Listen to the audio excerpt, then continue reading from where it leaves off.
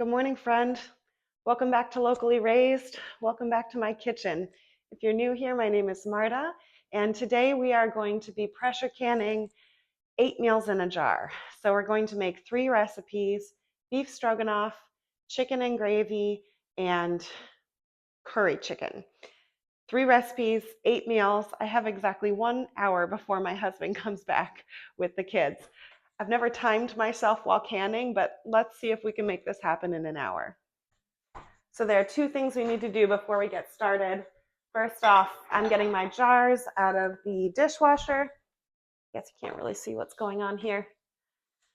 I've started to find some systems that make things faster for me when I'm canning, because I'm always looking for ways to be efficient and just make things work with the amount of time I have. So one of the things that's been helpful for me is just putting on a load of dishes the night before that include all the jars I'm going to need.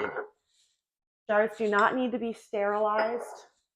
I know that was common practice at one point, but that's not the recommendation anymore. The pressure canning process or the water bath canning process, if you water bath for at least 10 minutes, sterilizes the jars well enough. So save yourself a step, no need to sterilize, just make sure they're clean. I'm going to get some hot water running, and I'm going to fill each of my canners. I'm using 2 of the Nesco digital smart canners today. I'm going to fill each one with 2 quarts of hot water and put it on the browning function. That's going to help my jars get hot so that they're ready to be filled when the time comes. 2 quarts of hot water in here.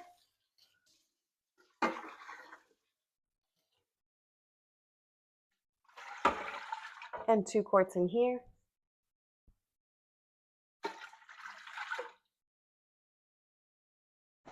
I'm going to load each canner with 4 jars.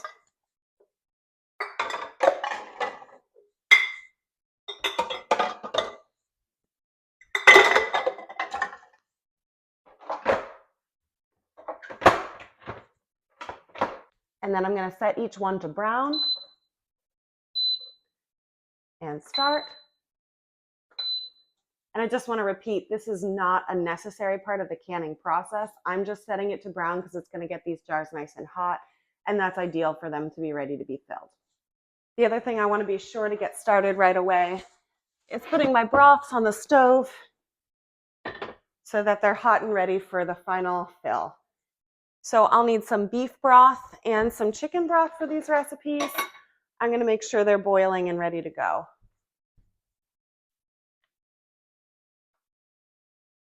3 of my quart jars are going to be topped off with beef broth and 5 with chicken broth. So I'll give this larger pot to the chicken broth. I have a bit of homemade chicken stock, and then the rest will come from some store-bought. I can never seem to keep chicken stock on hand. I make it just about every week, but I use it as soon as I make it. I love to drink it, and I also love just making soup for the family. So I generally don't have a lot of spare chicken stock on hand.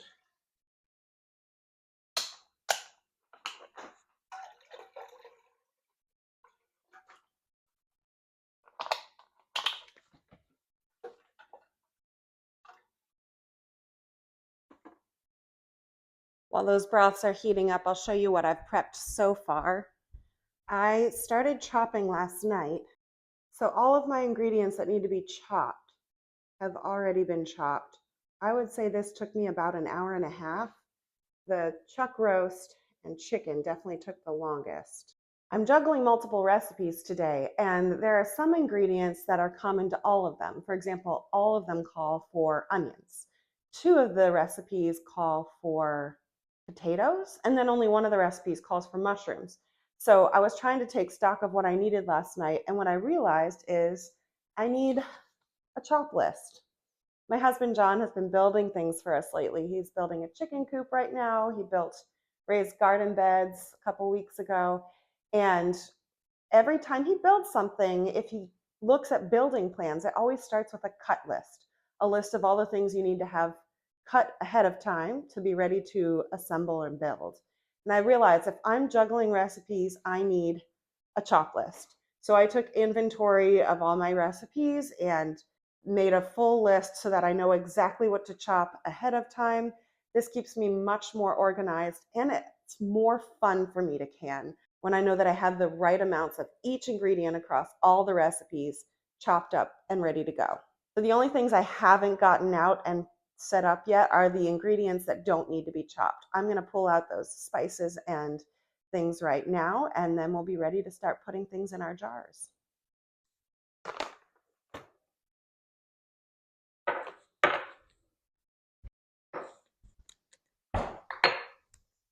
All right, my spices are all set out. Everything's chopped that should be chopped. My broth is boiling. Let's get these jars out and I'll start assembling. I'm going to take out just the number of jars that I need for one recipe at a time. It's going to help me keep things straight. I'm going to stop these from browning. I'll use my tongs to get them out. I think they're going to be hot.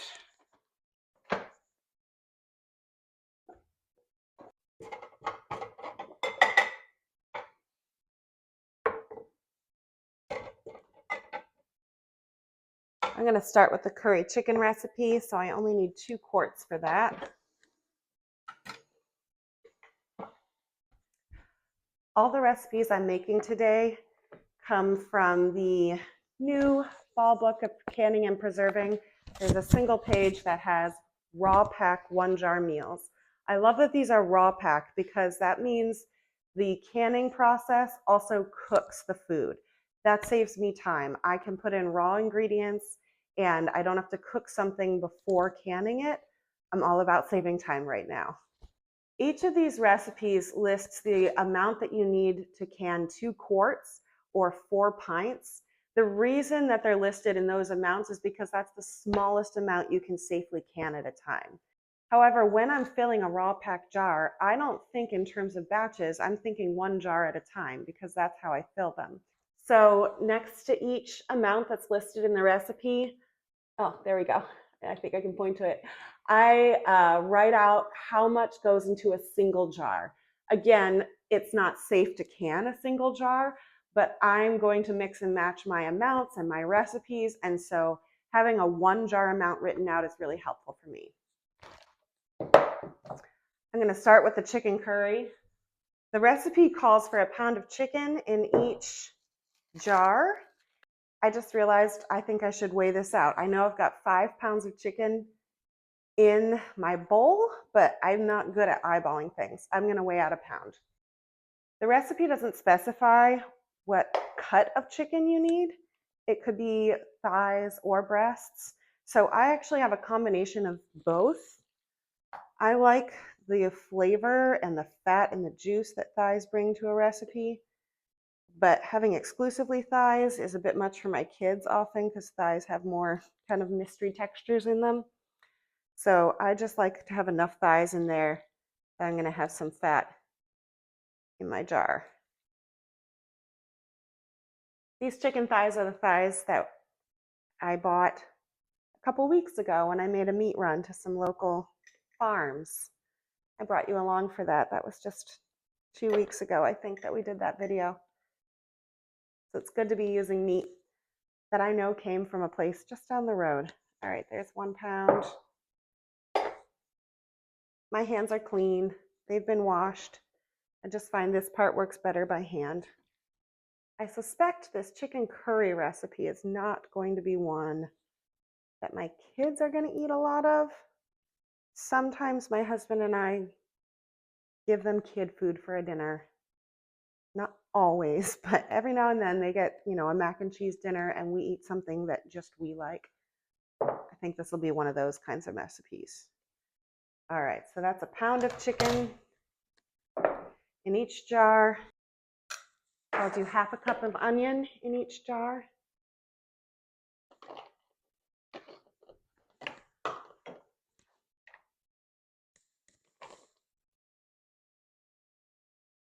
Half a cup tomatoes in each jar. It's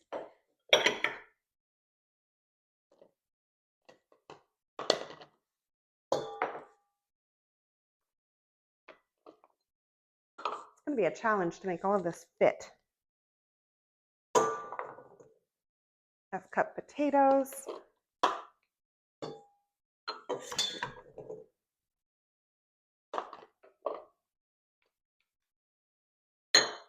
And it's time for the seasonings.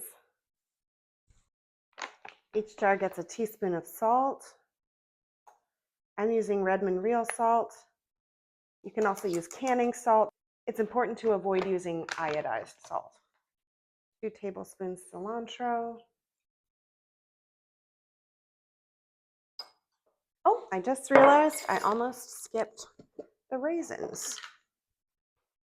Each jar gets a 1/4 cup raisins. I'm going to make that a modest 1/4 cup. These jars are pretty packed.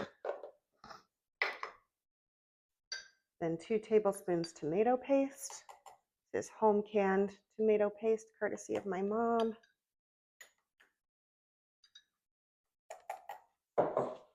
And we'll finish each one off with 1/2 teaspoon curry powder and 1/2 teaspoon garam masala. This chicken curry recipe is a new one for me. These jars are really, really full. If I were going to do this over, I would put the seasonings in after the chicken so that they're mixed into the middle before I put in the rest of the substance, like the potatoes and the tomatoes. I'm going to put these over on the counter and grab 3 more jars because I have 3 more chicken recipes, and then I can fill all those with the chicken broth. All right, chicken recipe number 2. This is the chicken and gravy. This is definitely going to be a good one for the whole family. I know my kids enjoy this one.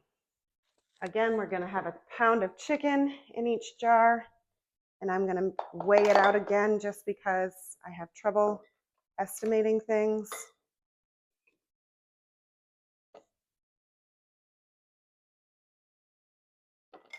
Each jar gets a 1/2 cup of celery. I'm making 3 of this one because it's a meal for the whole family and because that'll work out to the right amount with the beef that I happen to have. I had a 3-pound chuck roast, and so that kind of determined how much I was going to make of the beef stroganoff, and that determined the rest. That's a 1/2 cup celery. Now we'll add a 1/2 cup onions.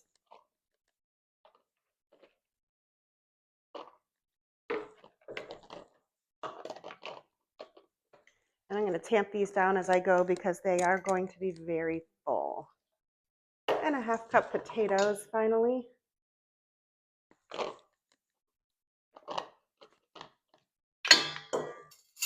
Okay, each jar gets a teaspoon of salt.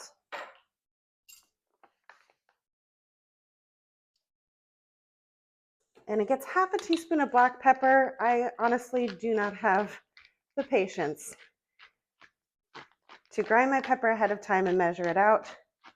I'm okay with keeping it on the light side, and I can add more when we eat it if I want. Next, the recipe calls for poultry seasoning. I don't keep poultry seasoning on hand, so a good substitute is equal parts thyme and sage. There should be a teaspoon of poultry seasoning now, so I'll just do a 1/2 teaspoon each of thyme and sage.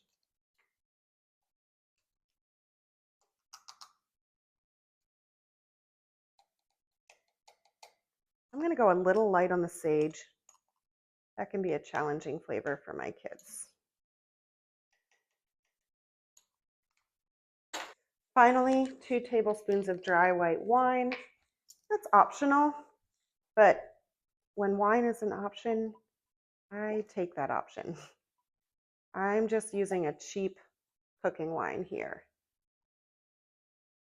I'll be generous with the wine.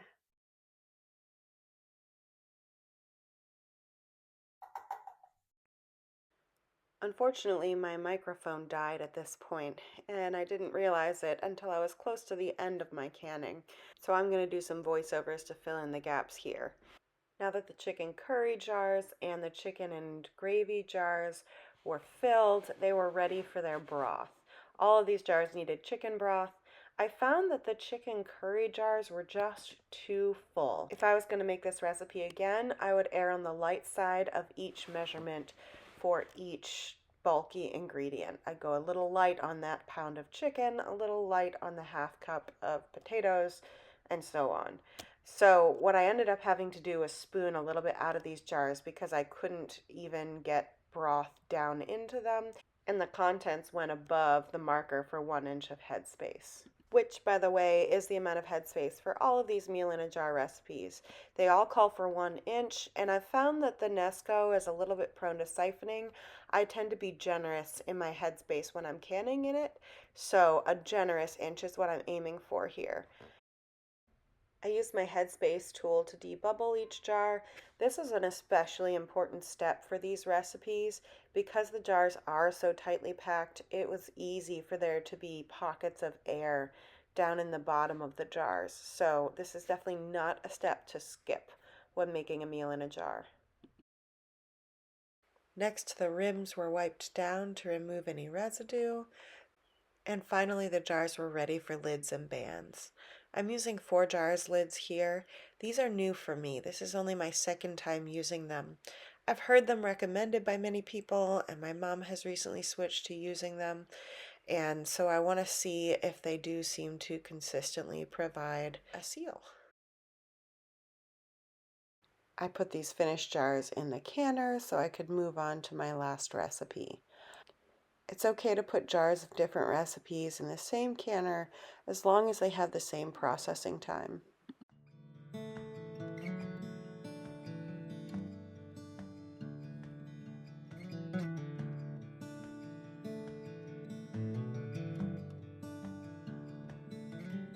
This final meal in a jar recipe is beef stroganoff. I made this a couple weeks ago and my family tore through this pretty quickly. We really enjoyed it. So it starts with filling each jar with a pound of chuck roast. Next, each jar gets half a cup of mushrooms, followed by half a cup of onions, and 2 tablespoons of tomato paste.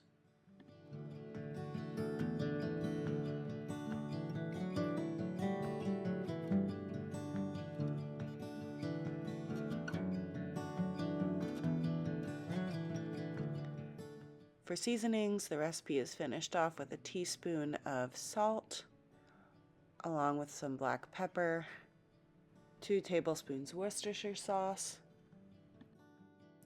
a teaspoon of dried thyme, a teaspoon of dried parsley, and a sliced clove of garlic.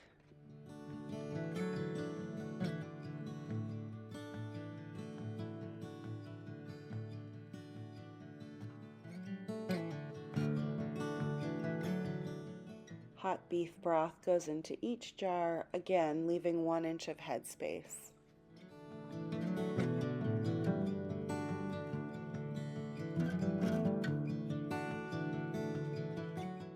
I love how these filled jars look right before they go into the canner. They're so pretty.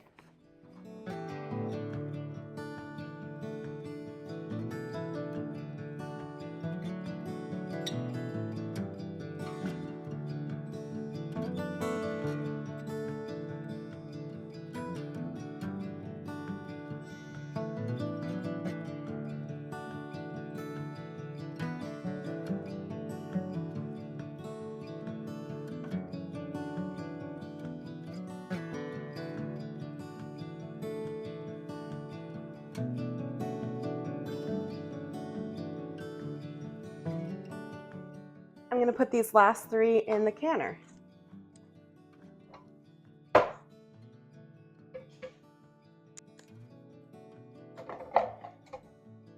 Each canner already has its canning rack and 2 quarts of hot water in it. So I'm going to close and swivel, and I'll make sure that this is set to exhaust at the beginning. Same for this one. Swivel it closed, set to exhaust. And then for pressure canning, I'm going to set it to high.